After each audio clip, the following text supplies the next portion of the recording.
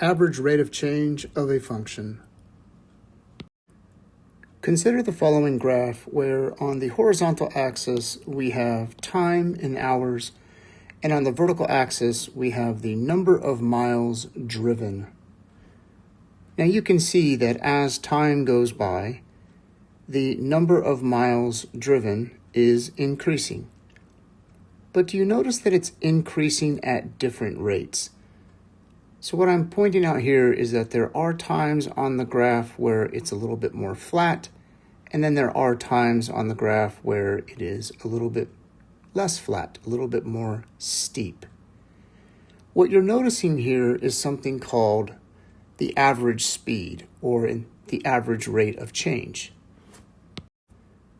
So for example, in the first 1 hour of driving, you can see that they start at a distance of 0 miles and travel to a distance of 50 miles.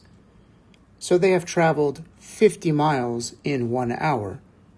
So the average speed for the first hour would be 50 miles per hour. Now that doesn't mean that they were driving 50 miles per hour the whole time. It means that their average speed was 50 miles per hour. What's happening during the second hour? In the second hour, you can see that they've traveled from a distance of 50 miles to a distance of what appears to be approximately 75 miles. So in that second hour, they have driven a total distance of 25 miles in that same 1 hour time period. So the average speed for the second hour appears to be 25 miles per hour, right? Because they only went 25 miles in 1 hour.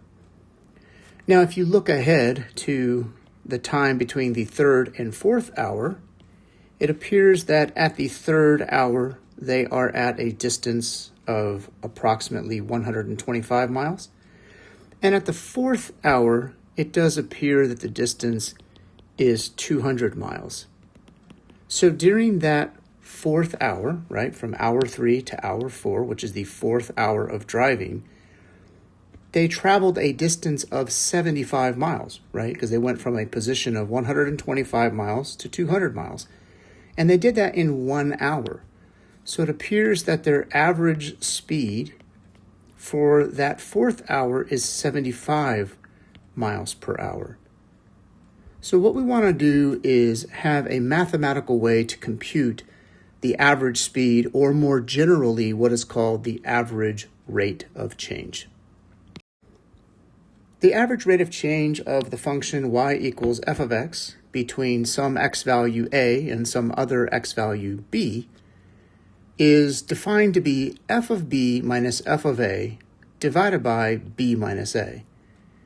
Now, if you consider a graph of some function, and then x equals a is here and x equals b is here, essentially what we're doing is we're taking f of b minus f of a, which measures the vertical distance, and we're dividing it by b minus a, which measures the horizontal distance. Now, this should remind you of the slope of a line, and that is precisely what this is.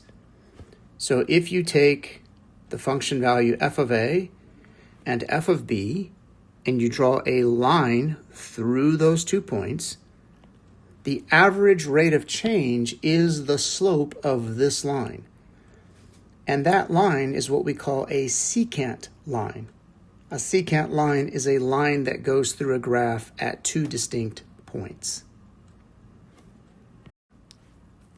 So now we can use this formula when we're asked to find the average rate of change. And what's really nice about this is that this formula is nothing more than the slope of a line. And so we don't really have to remember anything special because we already know how to find the slope of a line. So as an example here, suppose we have the function f of x equals x minus 3 quantity squared, and we have the graph of that function here. We want to find the net change and the average rate of change for each of the following.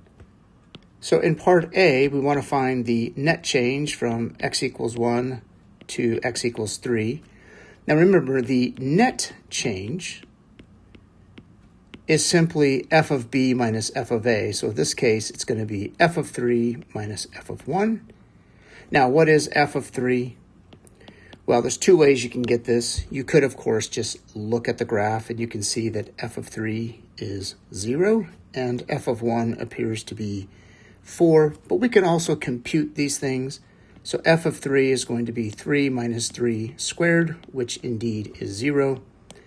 F of 1 is going to be 1 minus 3 quantity squared, which is negative 2 quantity squared, which is 4. And so this net change is simply 0 minus 4, which is equal to negative 4. Now to find the average rate of change on this same interval, that is defined to be f of 3 minus f of 1 divided by 3 minus 1. That's the formula. So in this case, f of 3 minus f of 1, well, we already know what that is, right? We just computed that. That is negative 4. And divided by 3 minus 1 is 2, and this is negative 2. Now let's think about what these numbers represent. The net change simply tells you, if you go from this point to this point, how much did the y value change?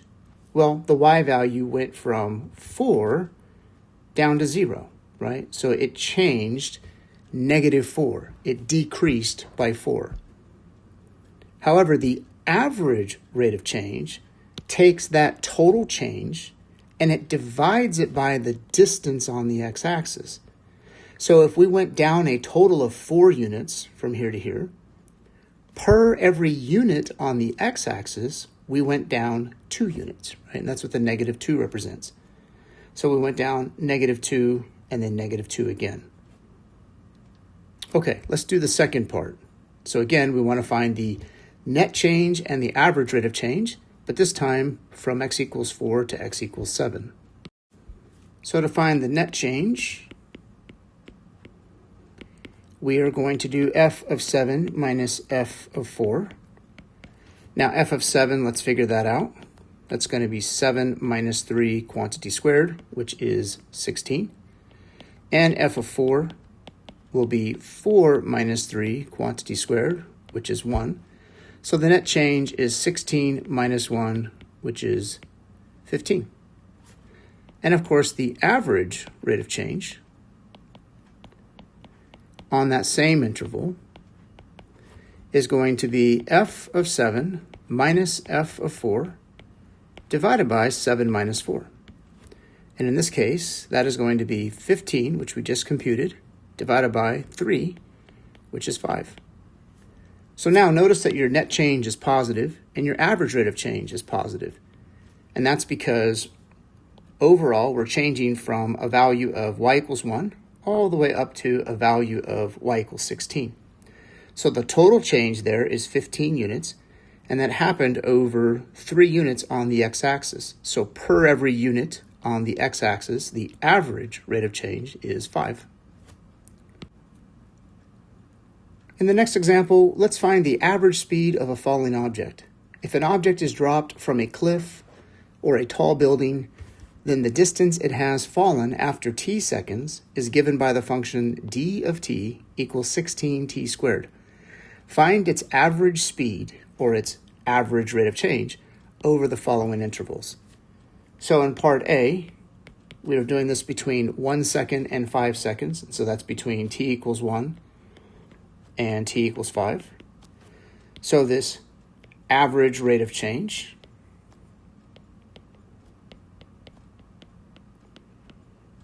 is going to be the function value evaluated at 5 minus the function value at 1 divided by 5 minus 1. So what is d of 5? Let's compute that. The function says d of t is 16 times t squared. So d of 5 is going to be 16 times 5 squared. That is 16 times 25, which is 400. And d of 1 is 16 times 1 squared, which is 16.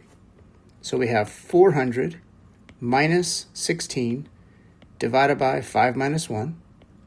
400 minus 16 is 384. And we're dividing that by 5 minus 1, which is 4. And so now we just need to do 384 divided by 4. And this value is 96. Now there are units involved here because the distance is measured in feet and the time is measured in seconds. And so this is going to be feet per second. So the average speed of this falling object from t equals 1 second to t equals 5 seconds is 96 feet per second. So for part B, we're going to do the same thing, but now it's a little bit more abstract. We're going to find the average rate of change from some value t equals a to the value t equals a plus h.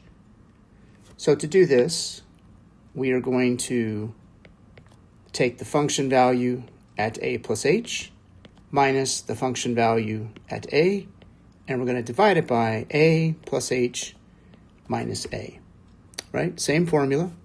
And again, this is our average rate of change here. So what is d of a plus h? Well, in this case, it's going to be 16 times a plus h quantity squared. If you multiply this out, a plus h quantity squared is a squared plus 2ah plus h squared. And if we distribute 16, we end up with the following. And then d of a, of course, is just 16a squared. And so what we have here is 16a squared plus 32ah plus 16h squared, so that is this part, minus d of a, which is 16a squared, all divided by, now if you look down below, you have a plus h minus a. So this a and this negative a cancel out, and you just get h. Simplifying further, 16a squared and negative 16a squared cancel out. And in the numerator, notice that you can factor an h out of those two terms. And that's going to give us 32a plus 16h, and then divided by h. And then the h's cancel out, and we end up getting 32a plus 16h. And so now, if you wanted to find the average rate of change between any two values a and a plus h, as long as you know the values of a and the values of h, you could just plug it in. So like, for example, in the last problem, when we went from t equals 1 to t equals 5, 1 is our a, and then we know that 5 has to be a plus h, right? But if we know a is already 1, then 5 has to be 1 plus h, which means h equals 4. So if you notice, h is simply the distance between these two numbers. Then the average rate of change, according to the formula we just came up, would be 32 times a, which is 1, plus 16 times h. In this case, it would be 4. And this would be 32 plus 64, which is 96, right? And that's the answer that we got a couple minutes ago to example A. Let's very briefly discuss positive and negative average rates of change. So if a function is increasing over an interval, you will notice that the average rate of change will be positive because the slope of a secant line over an increasing function on an interval is always going to be positive. And likewise, if a function is decreasing, the slope of the corresponding secant line will be negative, and so the average rate of change will be negative. So if a function is going up, the average rate of change is going to be positive, and if a function is going down, the average rate of change will be negative. In our next example, the table gives the outdoor temperature observed by a science student on a spring day. Draw a graph of the data, and then find the average rate of change between the following times. So here is the table. So at 8 a.m. it was 38 degrees, at 9 a.m. it was 40 degrees, etc. And it goes from 8 a.m. to 7 p.m. The graph is pretty easy to construct. So notice on the horizontal axis, we just have h for hours, right? And we're not really interested in the hours from 0 to 8. So we're just going to put 8 all the way up to 19. This would be sort of like military time, right? So 1 p.m. would be 13, right? 2 p.m. would be 14, etc. And then the temperatures range from 38 degrees all the way up to a high of 67 degrees. So we just need to make sure that our y-axis can accommodate those values. And if you plot those points corresponding to this data, and then you connect those points with little straight lines, you can see you sort of get a graph of a function. And you can see that what happens from 8 a.m. to 7 p.m. is the temperature rises up to its high point and then decreases. So what is the average rate of change between 8 a.m. and 9 a.m.? Well, to get that, we just need to find the secant line, slope of the secant line between 8 and 9. So that would be between this point and this point. So for part A, we're going to have 40 minus 38, right? That's the y value minus the y value, divided by, and then the x values would be 9 minus 8, right? So we're just subtracting the y values and subtracting the x values, or in this case, we're calling them h values. And this is going to be 2 divided by 1, which is 2. For part B, the average rate of change between 1 p.m. and 3 p.m., well, at 1 p.m., it's 62 degrees. At 3 p.m., it's 67 degrees. So it's going to be 67 minus 62 divided by, now 3 p.m. is 15 and 1 p.m. is 13. And so this will be 5 divided by 2, which is 2.5. So what does that mean exactly? Well, it means that the temperature is rising between 8 a.m. and 9 a.m. And the temperature is also rising between 1 p.m. and 3 p.m. But the rate at which it's rising between 1 and 3 p.m. is slightly greater than the rate that it's rising in the morning. Okay, so that's what that average rate of change is telling you. And then finally, let's find the average rate of change between 4 p.m. and 7 p.m. So again, 4 p.m. now is 64 degrees, 7 p.m. is 51 degrees. And so this average rate of change is going to be 51 minus 64 divided by 7 p.m. corresponds to 19 and 4 p.m. corresponds to 16. And if you do the math here, we get negative 13 divided by 3. And if you divide this, this is negative 4.3 approximately. And the reason it's negative is because you can see on that part of the graph, you can see that the temperature is decreasing. And in our final example, we want to take notice of the fact that linear functions have a constant rate of change. Now, on the face of it, this should be kind of obvious, right? Because we've already talked about how the average rate of change is the slope of a secant line. But if you're talking about a linear function is already a line. So when you draw the secant line to a line, you just get the same line. And the slope of that secant line is going to be the slope of the line. But we'll go ahead and show why this is true mathematically. So in part A, we want to find the average rate of change from x equals 0 to x equals 1. So this is going to be f of 1 minus f of 0 divided by 1 minus 0. Now f of 1 in this case is 3 times 1 minus 5, which is negative 2. And f of 0 is 3 times 0 minus 5, which is negative 5.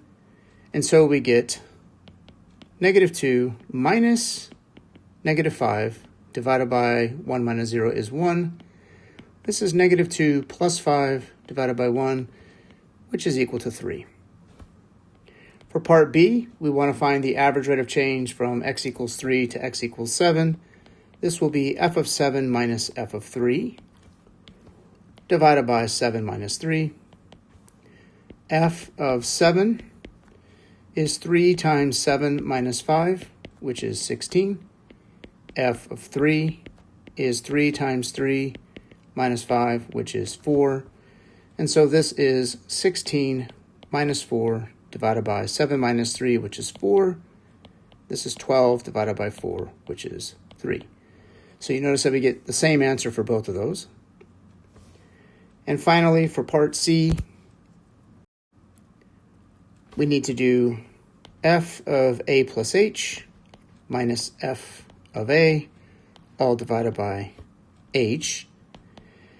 F of a plus h, let's figure that out. So f of a plus h is going to be 3 times a plus h minus 5. This is 3a plus 3h minus 5. Minus f of a. Well, f of a is basically just the function, but with an a instead of an x. So that's just 3a minus 5. Now when you subtract, you have to subtract the whole thing. And then divided by h. And so this is 3a plus 3h minus 5 minus 3a plus 5 divided by h, right? So we have to distribute there. 3a minus 3a cancels, negative 5 plus 5 cancels, and we end up getting 3h divided by h, which is 3. Now, of course, your original function was a line, and its equation was f of x equals 3x minus 5. What is the slope of this line? Well, it's 3, isn't it? So what conclusion can you draw from your answers? You can draw the conclusion that the average rate of change of a linear function is simply the slope of the line. And that concludes this video lesson.